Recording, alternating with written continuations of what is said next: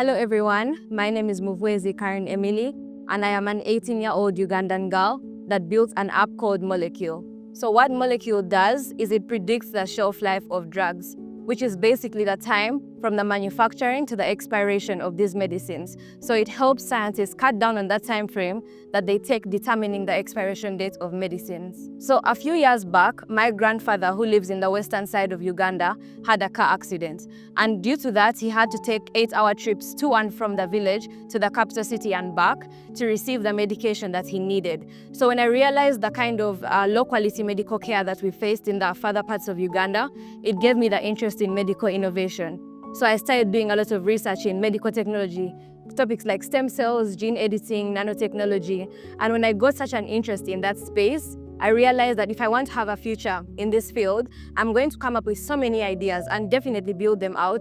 But it's going to take me about 10 years to take those ideas to the market. So I started looking for something that I can do to cut down on this time frame.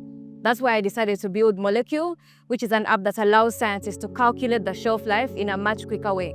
So right now, if you think of medicines like Panadol or paracetamol or aspirin or malaria medicine, any kind of medicinal drug, that to find the expiration dates of these medicines, scientists have to keep the medicine in the lab and then test it in different temperatures, pH, things like that, and see how long it takes before this drug is no longer viable for the human body.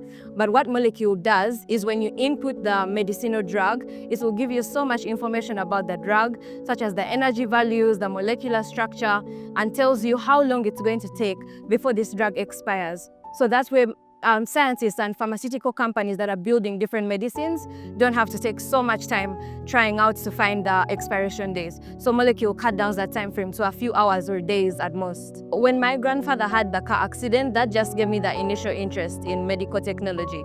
So an administrator from my school connected me to this program called the Knowledge Society. And in this program, they expose us to a number of different emerging technologies. So they taught us things about like brain technology, AI as a whole, nanotechnology, all these different emerging technologies. They gave us exposure to those. And then our task was to find what our interest was and then focus on that. So my interest was regenerative medicine, which is basically how the body can cure itself. So I found that really interesting because I found that Dr. Anthony Atala had created a urinary bladder from just stem cells. So cells that he got from the human body, he was able to create a fully functioning urinary bladder and then transplanted it into a 9-year-old's body, and it was fully functioning. So I found that extremely interesting. So I decided to look more into stem cells. So my first step was to look at stem cells for kidney regeneration, because as he had done for a urinary bladder, I found that kidneys are one of the organs that are needed by so many people. The transplant list is so long, but the number of people that are willing to give up their kidneys is extremely small. So I wanted to create these kidneys from stem cells. So I did a bit of research, found what had been done before, and I realized that if we got cells from the blood, simply from a blood extract, we could reconvert those cells to stem cells and then genetically edit them so that they could turn into kidney cells. And if we 3D printed the scaffold, which is basically the structure of the kidney, we could be able to mount these stem cells that we had onto that scaffold and then further transplant that organ into the body. It sounded like science fiction to me, so I did a bit of research and I found that there were a few issues with that kind of medication. For example, even though those cells are directly from the body, when you place that kidney into the body, the immune system is going to detect it as foreign. So it's going to think it's some kind of disease because it's not used to those kind of cells. So it's going to go ahead and start attacking those cells. But gene editing is something that's so cool, such as the CRISPR-Cas9 system. We could use that on the cells so that the immune system thinks that there are cells already from the body, so it doesn't attack the organ. So I did a bit of research on that. I released a paper, I put out a video as well. And with that idea, I was able to win the TKS Global Moonshot program. So everyone in that Knowledge Society program goes through a competition where we all pitch our ideas. And this idea of 3D printed kidneys was able to win that. So winning that competition gave me the kind of encouragement that my passion actually has a future.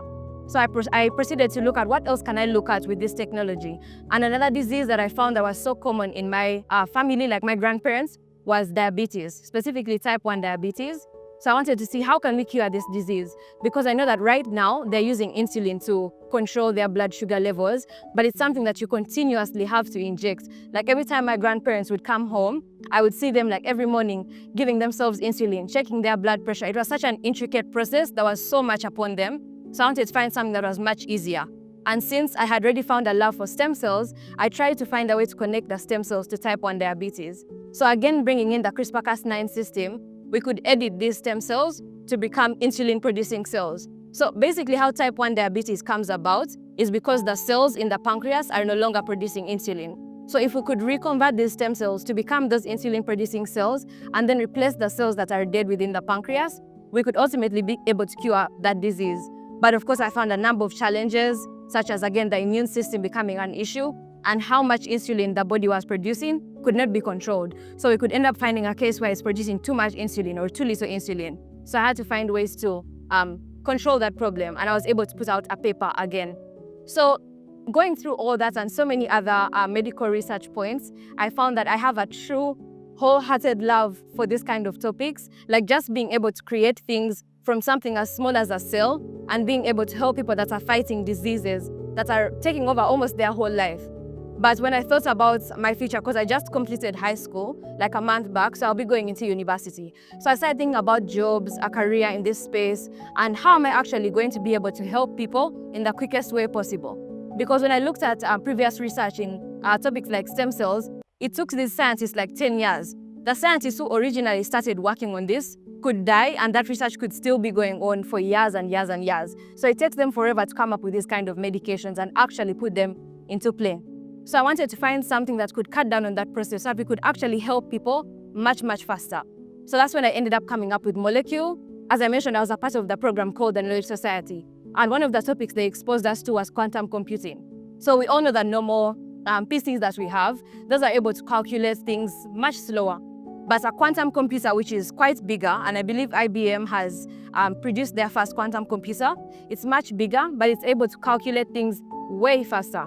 So getting, for example, the ground state energy of a certain molecule like sodium, it can do it in a matter of microseconds. But a normal classical computer could do it in maybe like a few hours, right? So I wanted to find something that can use like a quantum computing algorithm that would be able to calculate energy values for these molecules that are used in drugs, so that we can be able to get these values and predict the shelf life of these drugs to reduce the time that we are spending on testing in the lab to get these drugs to the market.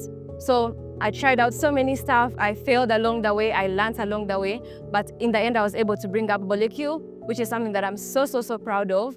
I already explained the app in a nutshell, but it's going to allow scientists to take the ideas that they have, the medicines that they have spent already a lot of time testing, and actually take them to the market so that people can be using them. I talked to the Uganda Virus Research Institute, and they found this app extremely amazing. Even as they were building the COVID vaccine, it took them so much time to test it out, to test the temperature, to test how long it's still viable in the human body. And they say that this kind of app would save them so much time, so much money, so much lab space, resources. There's just so much that's being used in that time that could be cut down. So that's where Molequle is at the moment. The accuracy is not extremely where I want it to be. So I do plan to add like a predictive model that will increase the accuracy. And there's so many other features that I want to add. But I am going to be reaching out to research institutes, pharmaceutical companies that can use this app to test it out and see how it reacts to different drugs.